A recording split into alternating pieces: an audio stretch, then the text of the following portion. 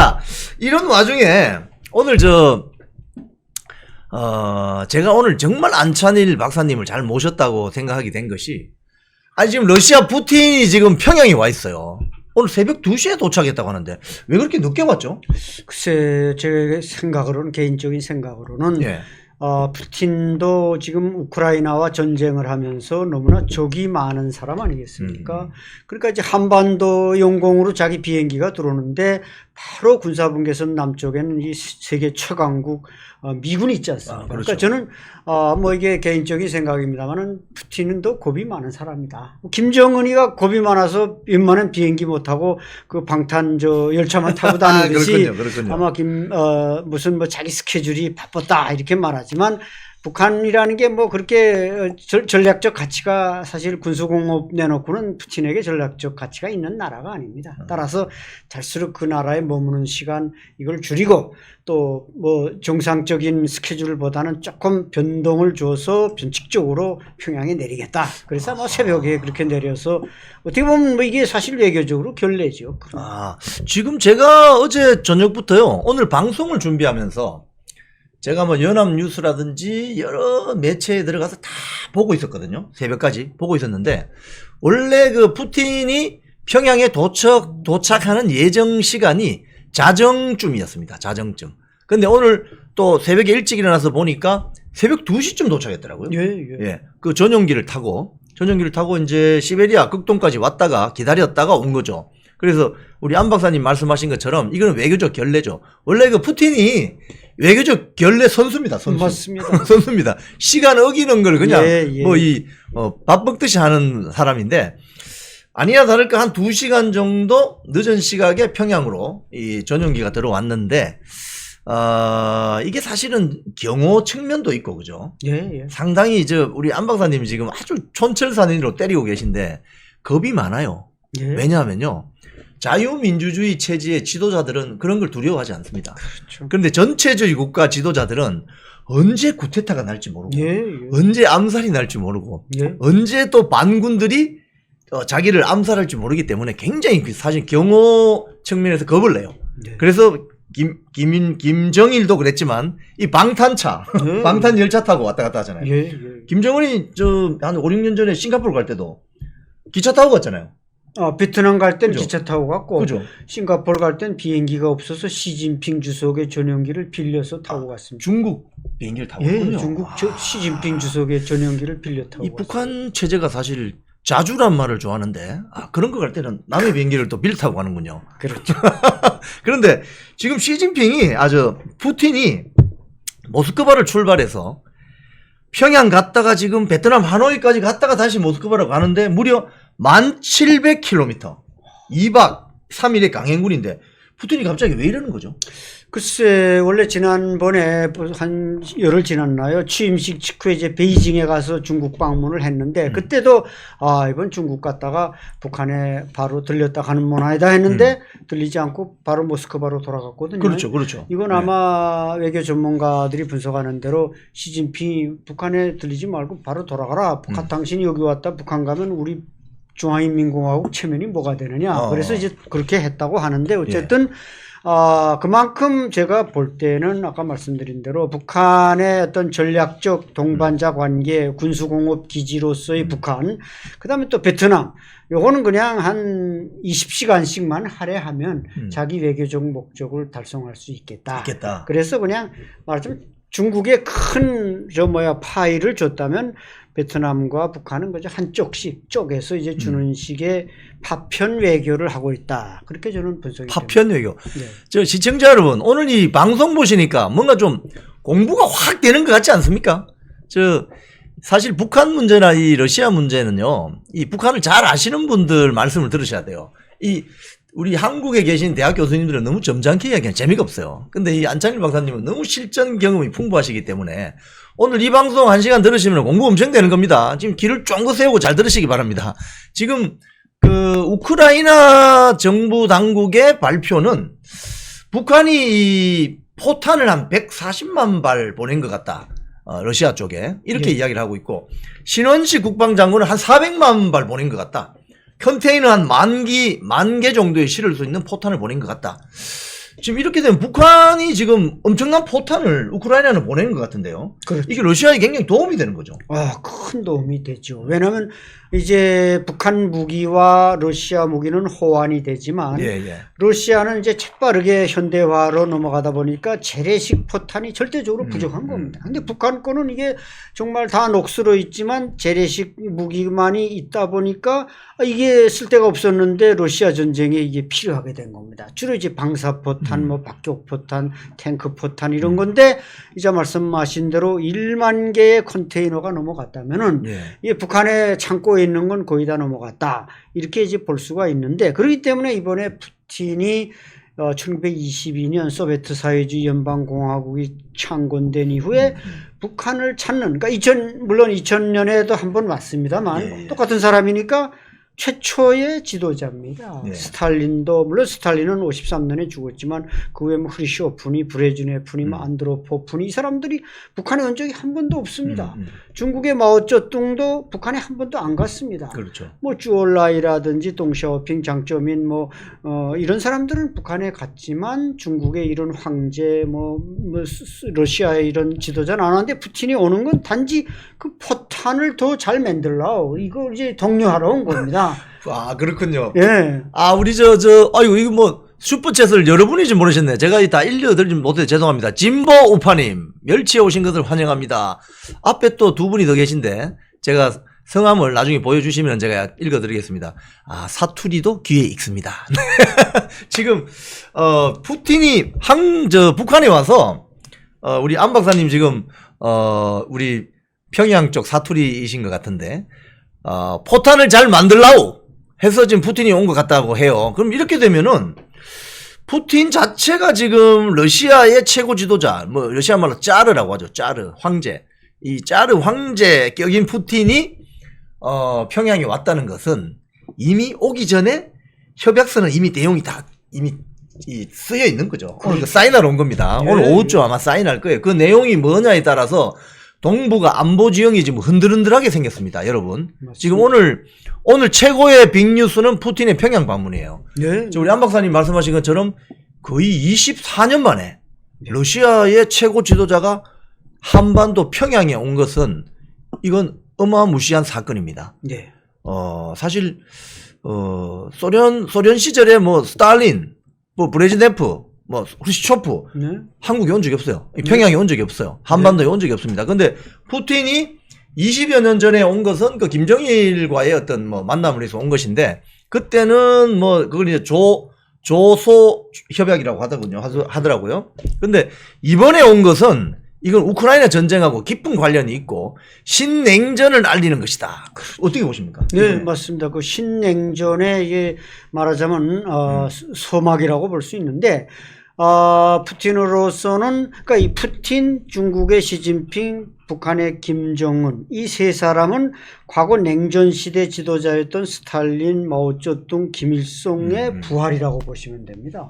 생김새조차도 비슷하게 생겼습니다. 그렇군요. 그런데 이게 세 사람이 지금 궁합이 맞지만 시진핑은 푸틴과 김정은이 가까워지는 걸 반가워하지 않거든요. 그래서 지금 중국과 갈등이 있고 대한민국에서는 한중 포럼이 지금 진행되고 있고 이것은 러시아에 대한 약간의 그 푸시라고도 볼 수가 있는 것입니다. 그런데 이제 푸틴이 와서 제가 볼 때 아마 이제 조약 말씀도 하셨지만 그 1996년도에 폐기됐던 아까 61년도에 맺었던 군사적 자동 개입을 이번에 완전히 부활시킬 것입니다. 그 조약에서는. 그리고 아마 이제 몇 시간 동안 푸틴과 김정은의 단독 회담이 있다고 하는데 그때 제가 볼 때 예측하건데 너무 앞서가는지는 모르겠습니다만 푸틴이 우리가 최악의 경우 우크라이나를 향해서 핵무기를 쓸 수도 있다. 그때 자네도 핵무기를 잘 준비해 놓으라. 왜?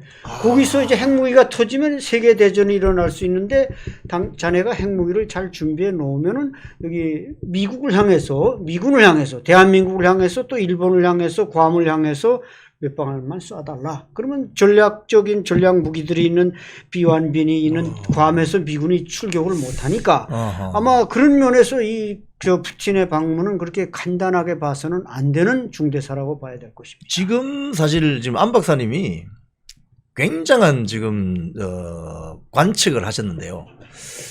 지금 사실은 이렇게 봅니다. 이 협상이라는 것은 파트잖아요. 기브 앤 테이크. 그렇죠. 자, 가령 러시아의 입장에서는 북한에 있는 재래식 무기, 사실 여러분 핵무기가 있다 하더라도 지금 우크라이나에 지금 재래식 전투가 벌어지고 있잖아요. 포탄 155mm 포탄 이런 게 필요한 거거든요. 근데 그걸 제일 많이 가지고 있는 나라 중에 하나가 북한이십니다. 근데 러시아의 입장에서는 이 재래식 무기 포탄이 필요했던 거죠. 그래서 신원식 장관의 말에 따르면 한 400만 개, 컨테이너 한 10,000개 정도가 러시아 영토로 들어갔다 이렇게 보는 것인데, 러시아 입장에서는 북한의 재래식 무기가 필요한데 북한의 입장에서는 지금 언론 보도를 보면 핵 잠수함 뭐 이런 거요. 그리고 항공 기술, 뭐 ICBM 뭐 기술 이런 것들이 필요하다고 하거든요. 그런데 지금 안 박사님은 더 심층적으로 말씀을 하셨습니다. 핵무기 사용과 관련된, 지금 우크라이나에 예를 들어서 뭐 소형 핵탄두라든지 이런 걸 러시아에서 야, 이 전쟁 끝내기 위해서는 안 되겠다. 하나만 쓰자, 하나만. 하나만 쓰자. 그럼 그렇게 되면 어떻게 되느냐? 북한도 핵무기가 지금 유럽의 어떤 연구기관에 의하면 한 50개에서 많게는 한 100개 정도 있는 거 아니냐. 이런 식으로 전망을 하거든요. 그럼 이거 쓰게 되면은 전 세계가 지금 큰일 나게 생겼는데요? 그렇죠, 그렇죠. 그러니까 러시아가 이제 웬만해서는 안 쓰겠지만 히든 카드는 핵무기밖에 없습니다. 러시아로서도. 왜냐하면 그 유럽 국가들의 미국이나 서방 국가들이 도와주던 거에 잠시 스탑됐다가 지금 다시 또 재지원이 이루어지고 있습니다. 그렇죠. 재지원이 이루어지면 젤렌스키가 힘을 얻어서 러시아를 압박하게 될 것이고, 그러면 코너에 몰리면 푸틴이 쓸 수 있는 건 핵무기밖에 없습니다. 근데 거기서 핵무기가 터지면서 동북아시아에서도 김정은이가 그 보조를 맞춰준다면 이게 자유세계가 이게 상당히 위협을 받게 되는 겁니다. 지금 댓글 보니까 지금 한 50여 명만 더 들어오시면 1,000명이라는데 다 들어오세요. 그냥 지금 이거 들어야 돼요. 지금 여러분 이거 지금 푸틴의 평양 방문이 한반도 이 국제 정세에 엄청난 영향을 주는 일이 오늘 오후에 발표됩니다. 한번 보시기 바랍니다. 그래서 오늘 안 박사님 이 관전평을 먼저 들으신 다음에 그걸 보시면은 잘 이해가 돼요. 빨리 들어오세요. 빨리. 방송은 지나가면 끝입니다. 자, 그런데 이렇게 되면은 북한이 러시아의 군수공장 국가가 그렇죠. 되는 거 아닙니까? 예, 맞습니다. 그러니까 북한에는 일반 인민경제가 있고 군수경제인 제2경제가 있거든요.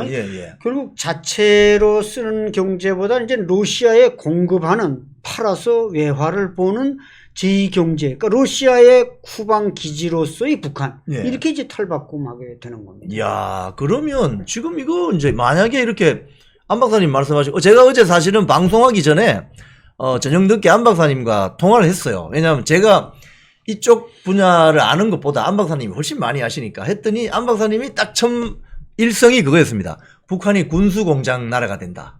아, 이거구나, 이거.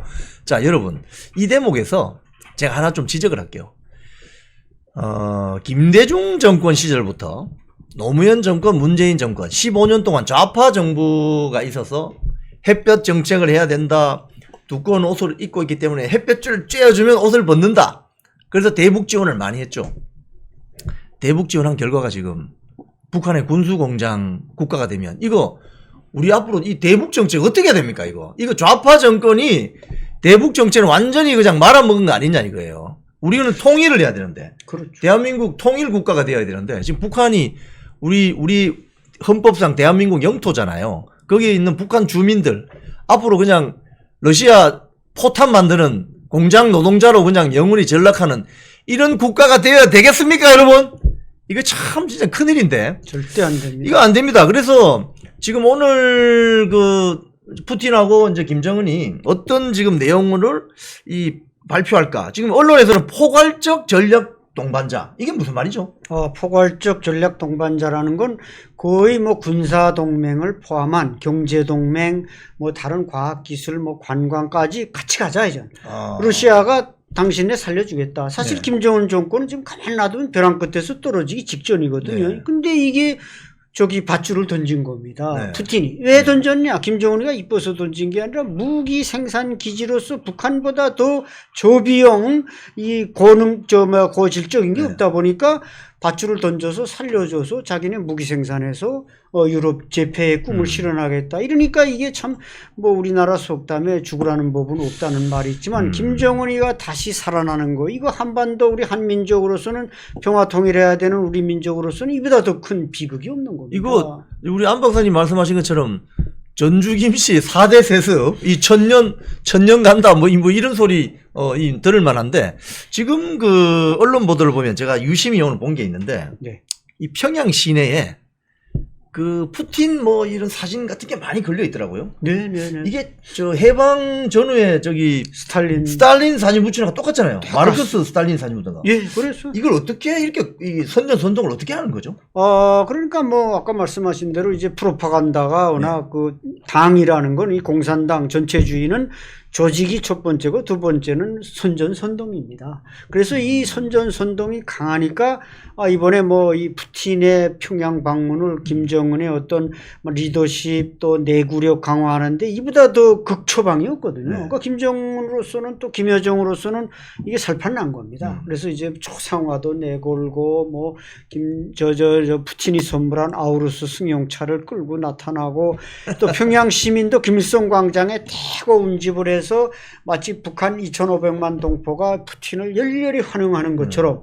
근데 뭐 사실 북한 지역 주민들이야 푸틴이 오거나 말거나 뭐 저놈이 뭐 밀가루도 줬다는데 자기 한 줌 받아본 적도 없고 그럼에도 불구하고 어쨌든 자간 김정은 집권 세력은 이게 절호의 찬스로 생각하기 때문에 북한 체제 숨 넘어가는 북한 체제에 과거 시진핑이 좀 이렇게 수혈 바늘을 꽂아줬는데 이제는 시진핑은 서서히 수혈 바늘을 뽑고 이제 대신 푸틴이 이게 갖다 수혈관을 지금 꽂아놓고 있는 그런 실정입니다. 지금 오늘 그 푸틴하고 김정은 간에 어떤 그 협정의 내용 중에 그 자동적 군사 개입. 네. 예를 들자면요. 이 한국 전쟁이 끝나고 나서 김일성과 소련 공산당과의 협정이 있었습니다. 그때 자동적 군사 개입이라는 말이 있었거든요. 근데 그게 김정일 시기에 폐기됐어요. 근데 오늘 만약에 이 평양 협정에서 자동적 군사 개입이 들어가면 어떻게 되는 거죠? 자동적 군사 개입이 들어가면 뭐 전쟁이 딱 났을 때만 개입하는 게 아니라 지금 북한의 공군력, 해군력 이거 완전히 하늘에 미그 29 같은 건 우리 국군에서 볼 때 하늘에 날아다니는 경운기라 그러거든요. 경운기가 날아다닙니다. 그러니까 우리 무슨 F-35A나 무슨 우리 F-5하고 붙으면 이게 게임이 안 되는 겁니다. 그러니까 김정은의 고민은 그겁니다. 우리 대한민국은 F-35A에다가 F-35B까지 지금 가지려고 하는데 공군하고 붙어도 안 돼, 해군 붙어도 안 돼. 그러니까 이제 김정은이 벼랑 끝에 섰다는 게 바로 그런 면인데 이제 푸틴이 왔다 가면은 이제 수호의 뭐 47이니 이런 최신식 전투기도 아마 한 10대 20대씩 막 줄 겁니다. 그러니까 김정은으로서는 그렇게 이거 살아날 수 있는 그 에너지를 얻게 되는 것이죠. 그러니까 그런 평소에도 무기를 공급해서 북한을 재무장시키고 전쟁이 나면 북한의 급변 사태가 발생하면 러시아군이 육해공군이 자동 개입한다. 지금 마침 또 푸틴이 지금 평양을 방문하는 중에 이 태평양상에서 러시아 해군이 지금 대규모 합동훈련을 진행하고 있습니다. 그건 자, 우리가 이렇게 개입할 것이니까 김정인이 당신 안심하라. 이런 이제 조치이기 때문에 이 북한이 안보 역량이 증대되는 건 대한민국에 그만큼 안보 비용이 증대되는 거기 때문에 우리에게는 위협이 아니 될 수가 없고 그래서 이제 미국의 바이든이나 우리 윤석열 대통령께서도 이걸 걱정하는 겁니다. 지금 그 안 박사님 말씀하신 것처럼요. 북한의 그 공군력이라는 건요. 비행기를 띄우는 거는 가능한데 그게 안전하게 착륙할까 이걸 지금 두려워하는 거예요. 그래서 지난번 그 낙하산 공수훈련도 마찬가지였는데 그 강풍이 부는데 공수훈련 하면 안 되는데 낙하산 그 공수해가지고 그 떨어지는 그 불쌍한 우리 북한 청년들 아이고 그러니까 지금 안 박사님 말씀하신 것처럼 지금 북한의 전투기가 딱 경운기래요. 경운기 날아다니는 경운기. 근데 이 날아다니는 경운기를 날아다니는 벤츠로 지금 바꿔주려고 하는 게 푸틴이다. 이렇게 되면 우리 공군력이나 한미 공군 전력도 다시 재검토해야 되는 이런 것들이 되는데 자동적 군사 개입이라는 건 상당히 이거 위험한 것 같은데요. 그렇죠. 예, 자동 군사 개입이라는 건 전쟁이 일어났을 때도 도와주지만 평소에도 북한 현대화를 계속 도와주겠다는 것이고 또 이제 그러면 러시아도 얻어가는 게 있는데 그게 이제 포탄이나 무슨 미사일이나 이런 걸 얻어갈 뿐만 아니라 또 관광, 지하자원 이게 다 러시아로 이제 막 흡수되지 않겠습니까? 그렇죠. 근데 가장 중요한 건 최근에 들은 따끈따끈한 소식입니다만은 지금 북한이 러시아에다가 12만 명의 인력을 좀 보내겠다. 이렇게 제안했대요. 러시아 사람을요? 아니, 북한의 북한이? 노동력을. 12만 명? 예, 그러니까 물론 지금 벌목장이나 건설장에 한 3, 4만 명이 나가 있는데 네네. 12만 명이 나가면은 이게 뭐 노동력이라는 게 군대에서 차출할 수밖에 없습니다. 네네. 그러니까 아까 말씀하신 대로 수호이라든지 이런 현대적인 공군기, 해군 장비를 제공해 주면 재래식 전력 줄여서 가서 일 시켜달라. 러시아에 가서 그러면 외화가 또 들어오는 겁니다. 북한으로서는. 그렇군요. 지금 뭐 여성 근로자들 중국에 나가서 봉제 공장에서 그 푼돈 벌어들이는 거 하고 젊은 청년들이 나가서 건설에서 벌어들어온 돈은 이게 한 10배 차이가 나거든요. 예. 그럼 이게 또 북한의 이게 말하자면 국력의 이게 증대를 가져오기 때문에 우리로서는 이것도 위협이 된다 이겁니다. 그래서 어쨌든 그 이제 말씀하시는 그 기본조약이 자동 개입으로 갱신될 경우 다시 북한은 냉전 시대에 살아나듯이 기사회생해서 우리 대한민국을 위협한다. 여기에 이제 우리의 참 안보적 걱정이 있는 겁니다. 지금 그 북한군이요. 휴전선 부근에 지금 이 콘크리트 장벽, 네. 장벽을 세우고 있다는데 네. 이게 이제 얼핏 보면 뭐 저 유사시에 대한민국 저 전차 부대 뭐 진입을 막는다는 이런 것도 있지만 반대로 생각해 보면 대규모 난민을 막겠다는 그런 의도가 그렇죠. 있는 거 아니겠습니까? 네. 야, 이거 이렇게 되면 우리 통일되기 힘들 것 같은데요. 네, 맞습니다. 이 러시아가 지금 푸틴이 갑자기 이 김정은에게 긴급 수혈을 하게 되면 우리 통일되기 힘들겠는데 이거 어떻게 해야 되죠 앞으로? 글쎄 그 장벽이 참 곡조인데 네. 이게 이제 김정은의 두개 국가론이 나온 이후에 지금 첫 작업으로 들어간 물리적인 차단벽입니다. 네. 말씀하신 대로 북한에서 넘어오려는 사람들이 너무 많습니다. 네. 이게 김정은, 김여정이 제일 무서워하는 게 아킬레스건이 바로 대북 확성기 방송인데 그걸 들음으로써 탈북의 충동을 제일 유발시키는 거죠. 네. 대한민국 좋으니까. 그러니까 이제 장벽을 쌓아서 뭐 탱크가 올라오는 걸 막겠다. 이건 사실 우리가 냉전 시대 전략이지 우리 탱크는 육지로도 안 들어갑니다. 헬기 그냥 매달려서 그냥 휴전선을 단숨에 넘어가기 그렇죠. 때문에 김정은이 그건 모를 리는 없거든요. 네. 그래서 이걸 막는다는 건 이제 대량 탈북도 김정은이가 막고 그래서 이걸 휴전선에만 지금 쌓는 게 아니라 국경에도 이걸 쌓는 겁니다. 북한이. 그렇죠. 예, 그리고 이제 이것만 쌓아서 또 마음이 안 놓이니까 거기다 전기철조망 치고 지뢰 매설을 하고 그러는데 사실 이 휴전선 155마일이 이미 3300볼트의 고압선으로 다 차단이 돼 있습니다. 예, 그러니까 예. 많이 못 넘어오는 거지. 그거 안 막아놨으면 이미 북한 사람 뭐 수만 명도 넘어왔을 겁니다. 그러다 보니까 근데 이제 북한이 저런 지금 물리적 장벽을 만들어서 두 개 국가를 만들겠다. 결국 뭐 중국이 몽고군을 막아내기 위해서 만리장성을 쌓았는데 우리는 오늘 그걸 관광으로 지금 보지만 저게 북한이 만들어 놔서 좀 제대로만 만들면 통일된 후에 관광 자원으로 쓸 수 있을런지 모르겠지만 그 노동력 가지고 인적 자원 가지고 만들어 놓은 게 아마 올해 장마에 다 떠내려가 버리면 관광 자원도 안 되고 고생만 하는 거죠. 네. 지금 이 대목에서요. 상당히 그 재미있는 장면이 또 하나 있습니다. 어제 서울에서 한중 그 외교 관계자들이 지금 회의를 했거든요. 회의를 했는데 여기에서 지금 우리 대한민국 정부는 지금 푸틴이 평양에 와서 이렇게 하는 것이 한반도 주변의 안보 정세를 뒤흔드는 것이다. 굉장히 이거는 문제가 있다 이렇게 강하게 나갔는데 중국이 어제 두루뭉술하게 이야기했어요. 중국 측 관계자는. 쉽게 하면 북한하고 러시아 간의 관계가 뭐 우호적으로 되면 좋겠다. 뭐 이렇게 이야기를 하는 것 같은데 속내는 좀 다르지 않습니까?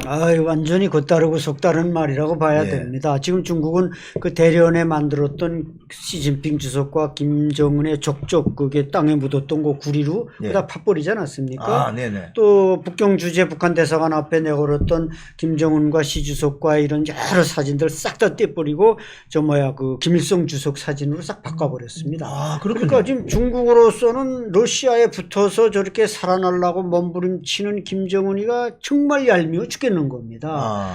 자기네 물론 북한이라는 게 자기네 안보의 완충지대로서 그 마음은 변함이 없지만 중국으로서는 순망치안이라는 이 전략은 변함이 없지만 자기네 말보다는 당장 살아남기 위해서 치졸한 외교를 펼치고 있는 김정은이 정말 저건 뭐 망나니처럼 보이는 거죠. 그렇기 때문에 중국으로서는 그 속에 숨어 있는 말을 다 꺼내지는 못하고 이제 말씀하신 것처럼 점잖은 말로 외교적 이 립 서비스를 하고 있지만 아마 속으로는 저놈은 나쁜 놈이야. 저놈 상대하고 싶지 않아. 이런 말을 하고 있을 겁니다. 지금 사실은 중국이 지금 아마 애간장이 탈 거예요. 지금 보면 이제 국제 외교 정치학적으로 보면 김정은이 아주 고단수 플레이를 하는 거죠. 네. 쉽게 하면 중국 카드, 러시아 카드를 가지고 네. 지렛대처럼 이제 중국 측에는 야 우리 저 다음 해봐 짜이찌엔 짜이찌엔 이러면서 러시아 쪽으로 지금 급속하게 붙고 있는데 러시아 입장에서는 서로 이제 기브 앤 테이크 조건이 딱 맞는 거죠. 그래서 중국 측 입장에서 보면 야 이거 큰일 났는데 이게 김일성 시기에도 그랬지 않습니까? 그렇죠. 김일성 시기에도 네, 맞습니다. 그 세계 공산주의 국가의 주도권을 놓고 러시아와 중국이 경쟁을 했잖아요. 맞습니다. 그때도 비슷한 상황이 벌어졌는데 이게 지금 거의 40년 만에 네. 거의 유사한 형태가 지금 거의 데칼코마니처럼 지금 벌어지는데 네. 앞으로 이거 신냉전 시기 어떻게 보십니까? 글쎄 말입니다. 이제 말씀하신 대로 냉전 시기에 이제 등거리 외교. 예.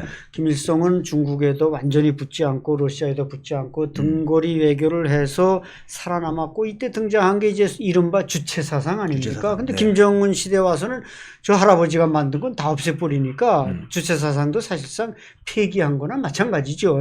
그때 수정주의 국가라고 맹비난하던 지금 러시아에 찰싹 붙어서 그 무기를 팔아먹더라도 자기 체제는 유지하겠다는 게 김정은의 지금 생존 전략이다 보니까 아마 제가 볼 때 앞으로 이 중국이 뭔가 북한에게 줄 수 있는 데미지가 분명히 있을 겁니다. 예. 지금 국경에서 세관을 통해서 뭐 이런 헬스 기계 들어가는 것조차 과거 같으면 들이보내 했을 텐데 지금 세관에서 야 이거 유엔 제재에 위반되는 쇳덩어리야 통과시키지 말어 이렇게 지금 북한에 태클을 걸고 있거든요. 그래서 지금 저렇게 김정은이 시진핑하고 푸틴하고 지금 쉐리 댄스를 하고 있지만 중국으로서는 그 뒤에서 지금 어떻게 저놈의 다리를 걸어서 저걸 갈라놓느냐 이런 궁리만 하고 있기 때문에 그 데미지를 김정은은 각오하지 않으면 큰 손해를 보게 될 것 같습니다. 야 우리 안 박사님이 김정은이 지금 러시아와 푸틴과 쉘위 댄스 같이 춤 한번 출래? 이러니까 지금 중국 시진핑이 지금 아니 저게 뭐야 지금 큰일 났네 짜이젠하고 지금 러시아 쪽으로 넘어가는데 이렇게 되면 애간장이 타겠죠. 자 그런데 좀 이게 이제 우리가 윤석열 정권 입장에 또는 우리 대한민국 입장에서는 이 앞으로 대북 정책을 그럼 어떻게 변화를 가져가야 되는 거죠? 네, 정말 윤석열 정부는 지금 집권하고 한 3년 접어듭니다만 전략적 인내로 침묵해 왔습니다. 예. 북한이 뭐 미사일을 그렇게 쏘고 해도 인내하면서 참아왔는데 제 개인적인 생각은 이제 좀 어그리시브한 자세로 바꿔야 되지 않을까. 예. 조금 공격적으로 나가야 예. 된다. 물론 물리적인 공격보다는 예. 이 심리전 말고 이제 문명전이라고 문명전. 하죠. 예. 윤석열 정부는 문명전을 펼쳐서 김정은 정권을 압박할 필요가 있다. 김정은 정권을 압박하면 중국이 좋아하고 그렇죠. 러시아는 싫어하겠지만 중국이 좋아하는 정치를 우리가 정책을 써서 김정은의 체제 변화를 주도해야 된다. 그 지렛대는 윤석열 정부가 얼마든지 가지고 있습니다. 지렛대가 10개도 넘습니다. 그렇죠. 그렇죠. 예, 확성기 방송, 대북 비라, 뭐 여기에다가 그렇게 뭐 강하게 자극적인 뭐 김정은 정권 타도하자. 굳이 이런 말 쓸 필요 없습니다. 그렇죠. 그렇죠. BTS, 뭐 이명웅 노래. 말랑말랑한 거. 말랑말랑하고 소프트한 걸 꽝꽝 불어넣어서. 아니, 그러니까 정권을 아예 제치고 북한 인민이 북한 군인이 좋아하는 걸 보내면 되는 겁니다. 그렇죠, 우리 그렇죠. 북한 인민이 우리 인민이다. 네. 우리 주권상 우리 인민이니까 네. 우리 그 사람들을 기쁘게 해주기 위해서 보내는 거지. 음. 뭐 당신이 불쾌하라고 보내는 거 아니다.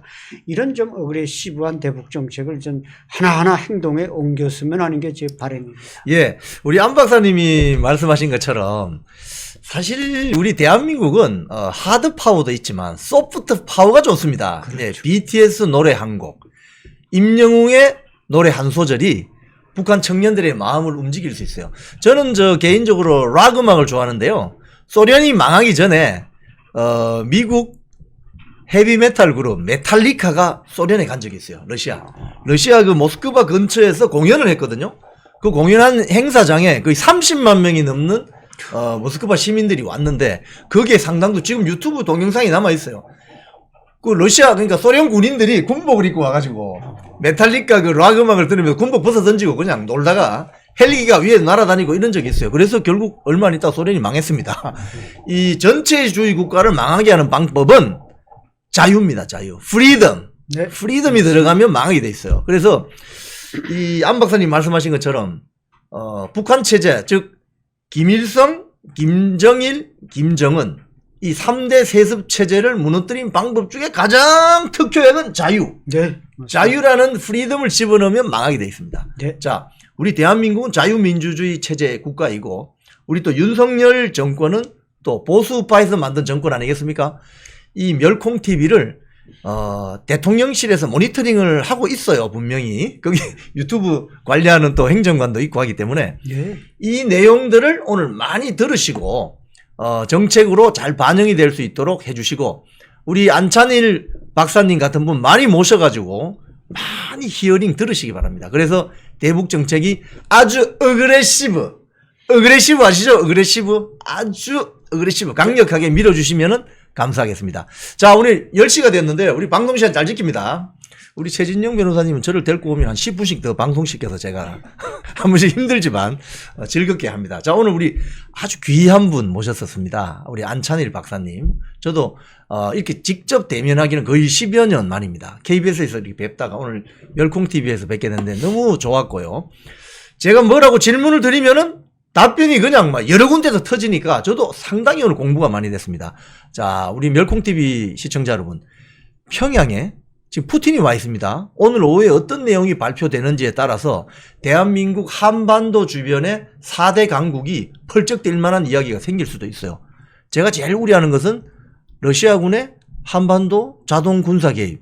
이거 발표되면요, 지금 큰일 납니다. 그래서 오늘 오후에 어떤 뉴스들이 나오는지를 잘 모니터링을 해보시고, 저도 뭐 멸콩TV도 물론이지만 또 이영풍TV를 통해서 제가 빨리빨리 전달해 드리도록 하겠습니다. 오늘 귀한 시간 내주셔서 감사합니다. 네, 감사합니다. 박수 한번 청하겠습니다. 네. 예.